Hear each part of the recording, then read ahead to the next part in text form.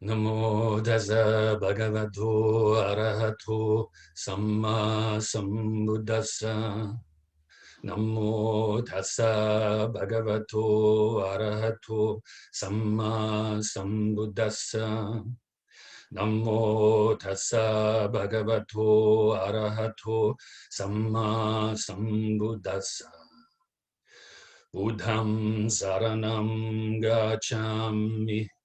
Dhammam Saranam Gacchami. Sangham Saranam Gacchami. Dutayampi Buddham Saranam Gacchami. Dutayampi Dhammam Saranam Gacchami. Dutayampi Sangham Saranam Gacchami. Tadayampi Buddham Saranam Gacchami. Tadayampi Dhammam Saranam Gacchami. Tadayampi Sangham Saranam Gacchami. Namo Buddhaya, Namo Dharmaya, Namo Sanghaya. Namo Buddhaya, Namo Dharmaya, Namo Sanghaya. Namo Buddhaya, Namo Dharmaya, Namo Sanghaya. I take refuge until I am enlightened in the Buddha, the Dharma, and the Sangha. Through the positive potential I create by practicing the 6 paramitas, may I soon attain enlightenment in order to benefit all sentient beings. I take refuge until I am enlightened in the Buddha, the Dharma, and the Sangha. Through the positive potential I create by practicing the 6 paramitas, may I soon attain enlightenment in order to benefit all sentient beings. I take refuge until I am enlightened in the Buddha, the Dharma, and the Sangha. Through the positive potential I create by practicing the 6 paramitas, may I soon attain enlightenment in order to benefit all sentient beings. May all sentient beings have happiness and its causes. May they be free from suffering and its causes. May they never be parted from the happiness beyond suffering. May they abide in equanimity, free of bias, attachment to the near, and aversion from the far. I shall cause this. Great compassionate Buddha, please inspire me to be able to do so. Reverently, I prostrate with my body, speech, and mind, and present clouds of every types of offerings, actual and mentally transformed. I confess all of my negative actions accumulated since beginning was time, and rejoice in all the virtues of all holy and ordinary beings. Please remain until cyclic existence ends, and turn the wheel of Dharma for all sentient beings. I dedicate the virtues of myself and others to the great enlightenment. However innumerable all sentient beings are, I vow to save them all. However inexhaustible my delusions are, I vow to extinguish them all. However immeasurable the Dharma teachings are, I vow to master them all. However endless the Buddha's way is, I vow to follow it completely. Om Mani Padme Hum. Om Mani Padme Hum. Om Mani Padme Hum. Tayata Gate Gate Paragate Parasamgate Bodhi Swaha. Tayata Gate Gate Paragate Parasamgate Bodhi Swaha. Tayata Gate Gate Paragate Parasamgate Bodhi Swaha. So now get yourself in a very comfortable position, whether that's sitting cross-legged on the ground or on a couch or on a chair, or lying down if you have a bad back, or even standing up. Just bring your mind to your body to begin with, starting at the tips of the toes. What you want to do is to release the tension in the body, which in turn will help you to release the tension in the mind. So release the tension from your toes, the bottoms of your feet, the balls, the arches, the heels, the top of your feet, and your ankles and Achilles tendons. Now bring your attention to release the tension from your lower legs, calf muscles, and the shin areas. Slowly moving up to your knees, the front, sides, and back of your knees.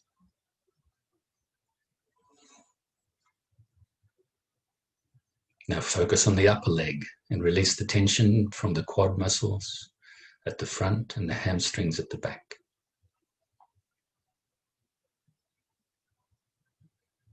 And now your midsection, the glute muscles, the hip flexors, and the groin.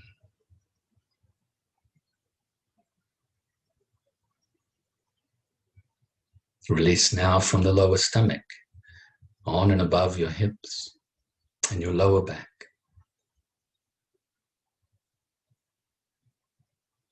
Further up your stomach and your sides and through to the center of your back.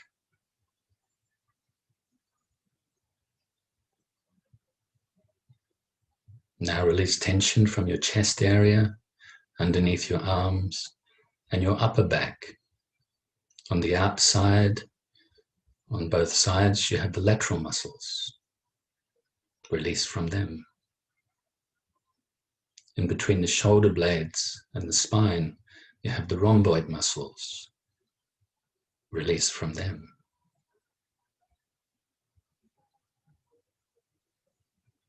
Now release from the upper trap muscles that run between the neck and the shoulders, as well as your shoulders.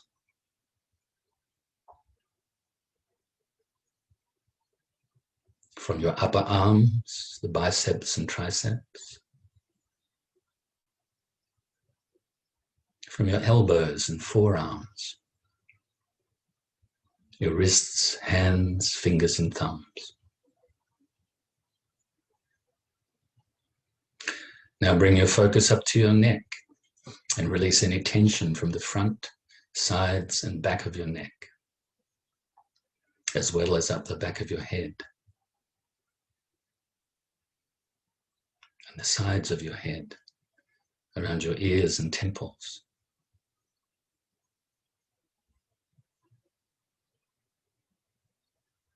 And now release from your face, around the cheekbones, the cheeks. Make sure you're not clenching your jaw. The chin and mouth, both inside and outside. With your lips gently touching and the tongue resting on the upper palate above the top teeth.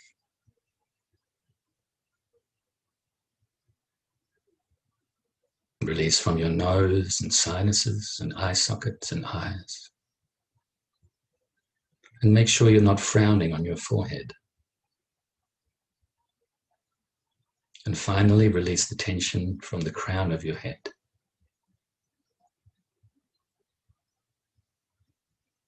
And now briefly scan your body again from the tips of the toes to the tips of your fingers and to the top of your head to release any residue tension that may still be there.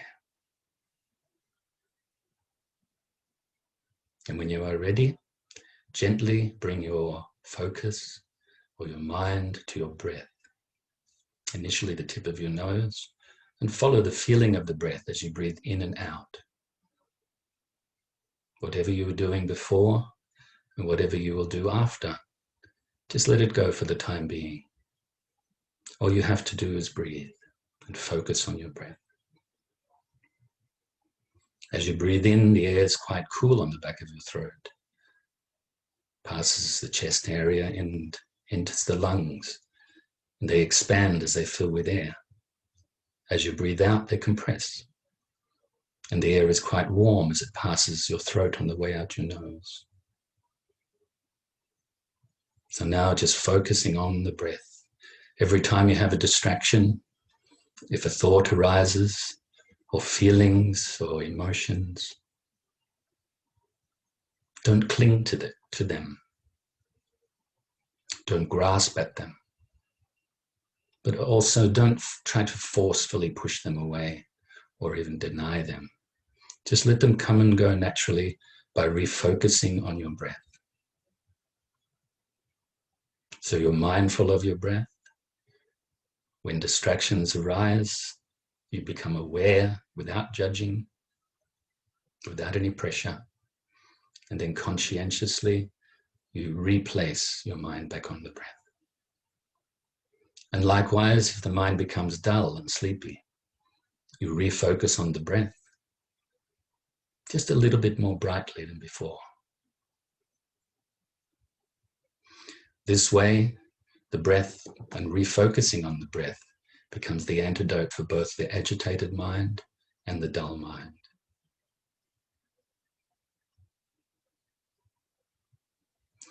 And now we'll practice like this for a few minutes in silence.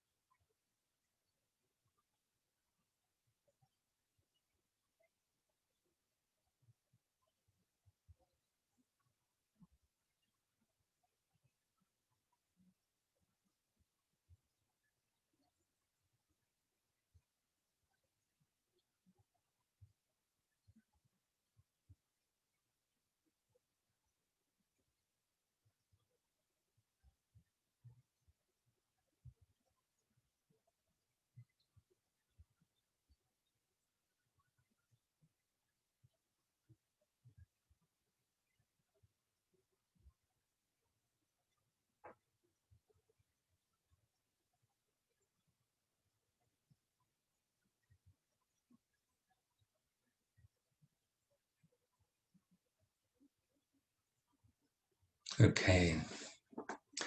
So now you can be very pleased with yourself, even though it's such a short meditation. You'll be very happy with yourself. Keep your eyes closed and use visualization while we do the loving kindness meditation. If you find it difficult to visualize, then just the feeling is more important anyway, the mental feeling.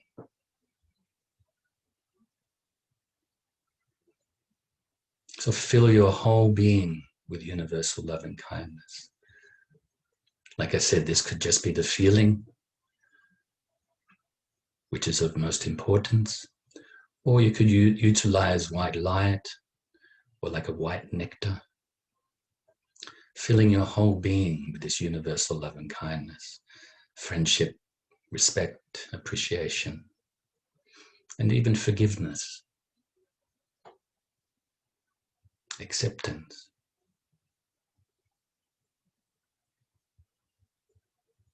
And now extend and radiate this loving kindness to your family and friends, wishing that they have happiness and the causes of happiness, and that they are free from suffering and the causes of suffering,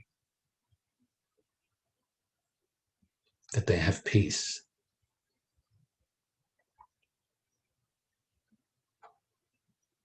Like a tidal wave of loving kindness, extended out further and further to now include strangers, those people that you may not know at all, or those people that you know just a little bit. It could be the person down the local shop or something like that.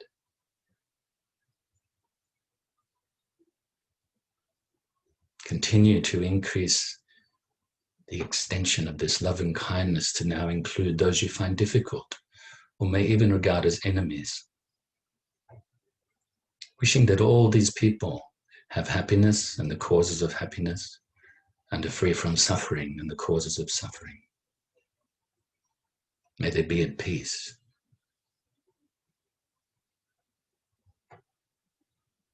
Now you can extend this loving kindness to all living beings, whether they are living on the land or even under the land, fly through the airs and live in the waters. Those types of beings that you may be aware of, those you have affinity towards, those that you are scared of, those that you don't know at all. May they be happy and free from suffering. Initially in your local area, and extend it out further and further, like I said, like a tidal wave, to include your whole city and your whole area, your whole state or county. Continue extending and radiating this universal loving kindness to include and pervade your whole country.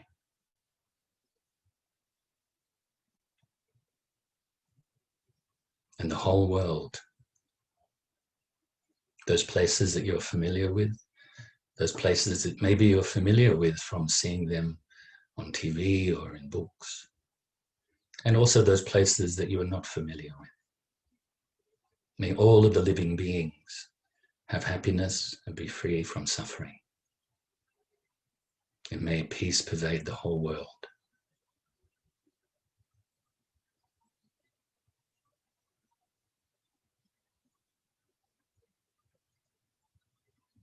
And now, universal loving kindness is to be radiated throughout the whole solar system. This is beautiful. Originating in your mind, this loving kindness now pervades the whole solar system. And further and further and further to pervade all of the solar systems within this galaxy. And all of the galaxies within this universe. And now radiate this loving kindness throughout infinite space. This infinite loving kindness.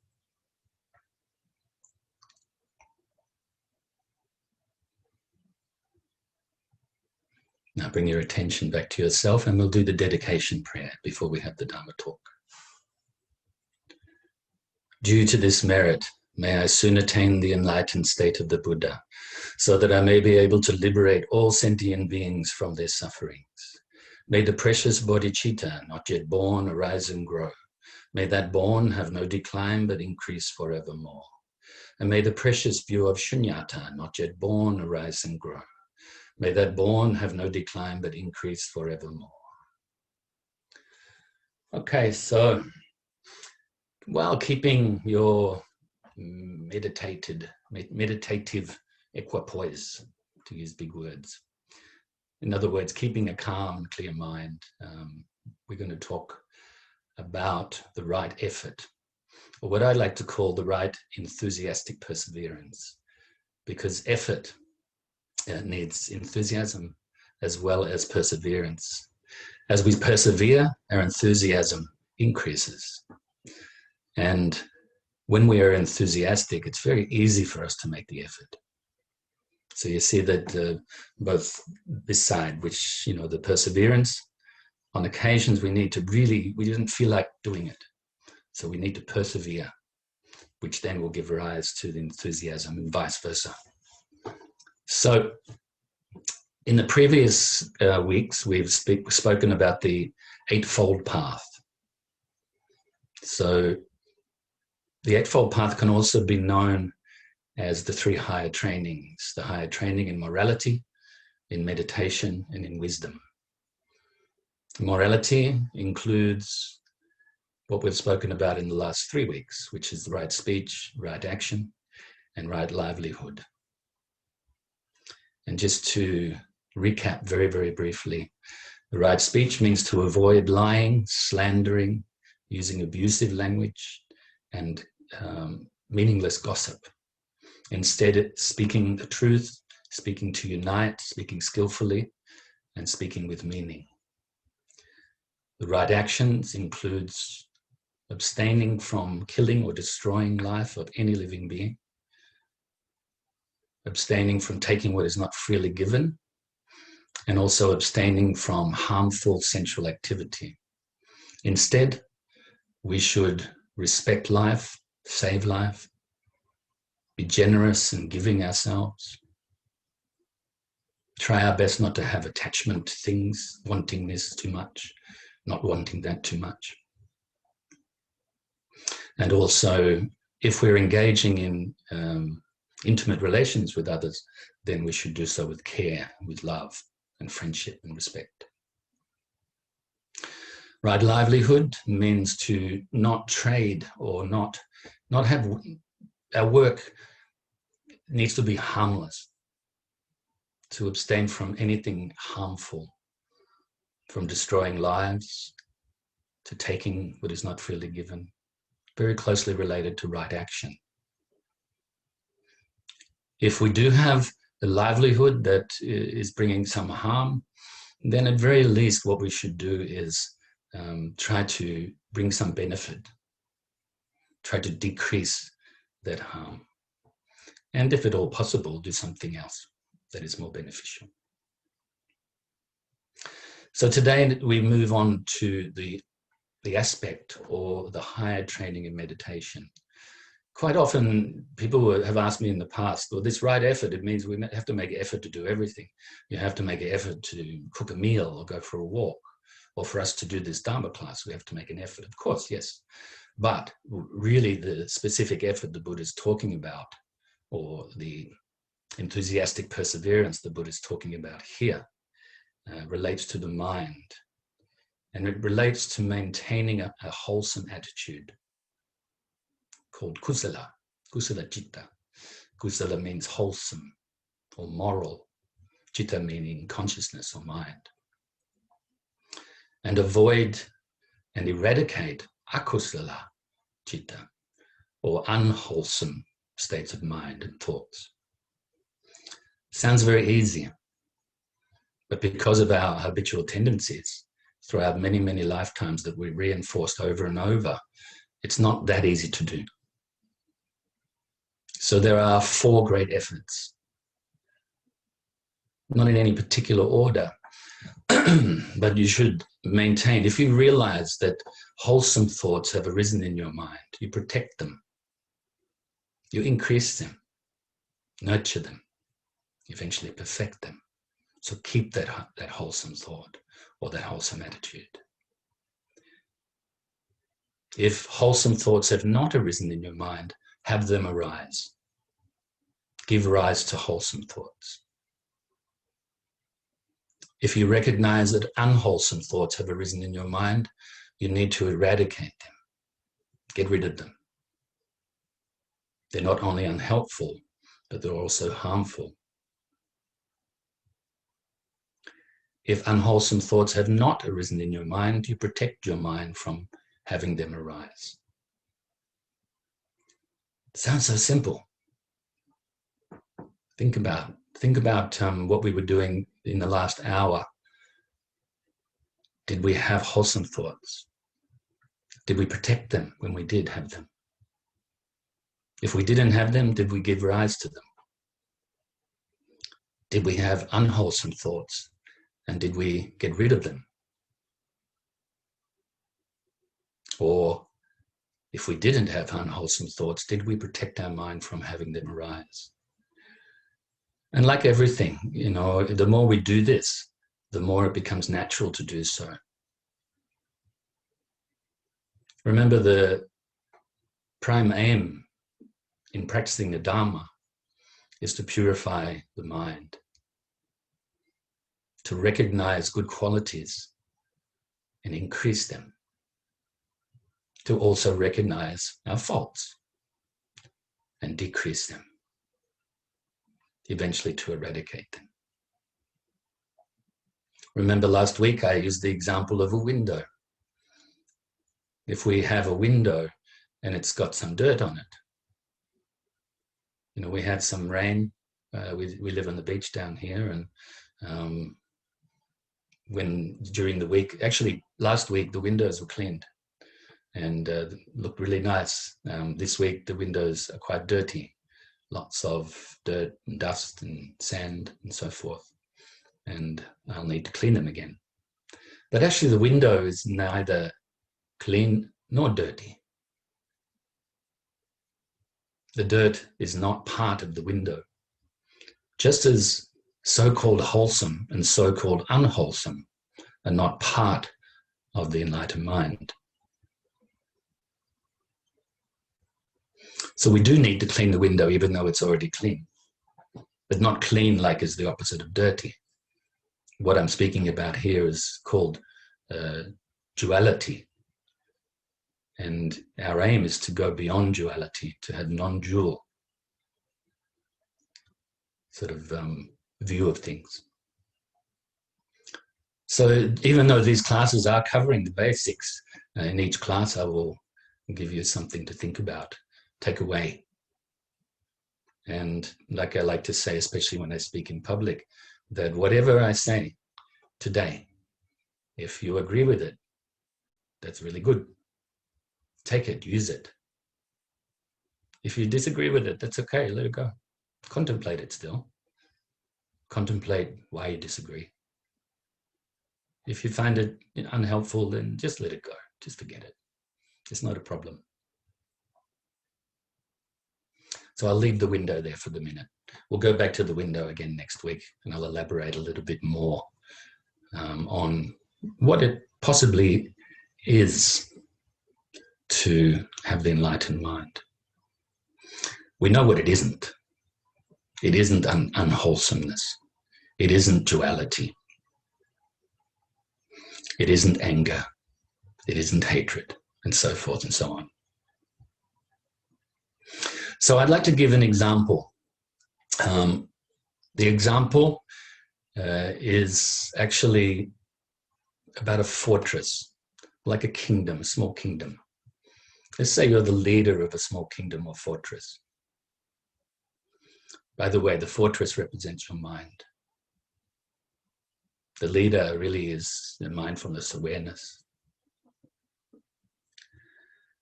If there are people wanting to come in to your fortress, really good people, you will let them in because they can bring benefit to the community. They can create some peace, understanding within the community. So you let them in. And it's likewise with wholesome thoughts. If you have really good people in the community, beneficial people, upstanding people in the community, you want to keep them in the community. This is likewise when you already have wholesome thoughts, moral thoughts. You keep them. If there are bad people wanting to come into your kingdom, into your fortress, you shut the gates. You make sure they don't come in. This is like when unwholesome thoughts have not arisen in your mind. You make sure they don't arise. If you have bad people, harmful people within the kingdom that are hurting others, you make sure you get rid of them. You open the gates and let them out. And this is likewise when we have unwholesome thoughts that have arisen. We eradicate them. So I do hope that that example, you can take that with you. It's an example that my teacher taught me when I first went to live in the temple, late 1998. I thought it was a great example, and so I've used that off and on over the years. Now, I've just taken some notes here. I know we have probably about maybe 5 more minutes. Just don't want to forget something. I have a saying that came out of my mouth one day, even though it's really doesn't make sense if you really analyze it, but is awareness is the mind's bodyguard. So we need to be aware, need to look in our mind, be courageous, be kind to ourselves. Don't be hard on ourselves, but also don't be too soft. Don't be lazy. Really look after your mind. That's your first job in life, is to look after your state of mind. Whether you're experiencing a lot of happiness, whether you're experiencing a lot of difficulties, look after your state of mind. During this difficult time, the global pandemic, I think the people that are struggling mentally the most with this, with the difficulties, the lockdowns, things like this, is because they haven't protected their mind enough. And now is the time to start. Or if we already have protected our mind well, then continue and improve that. We can always improve. Always be willing and able to improve. Also, there's another example that I wrote down from, some of you may have seen this on Facebook and in the initial article. This is like a paraphrase of the initial article. Build a fence before you fall off the cliff. I don't know, you may have seen that. I'll just actually read it to you. When we recognize unwholesome thoughts and attitudes have arisen in our mind, we should make the effort to eradicate them. Then they will not increase and overwhelm us. We should protect our minds from unwholesome thoughts and attitudes, just as we would build a fence if we lived at the edge of a cliff.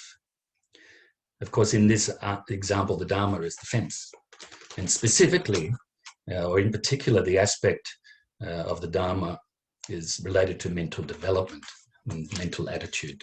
And that includes right effort. So I'll repeat again.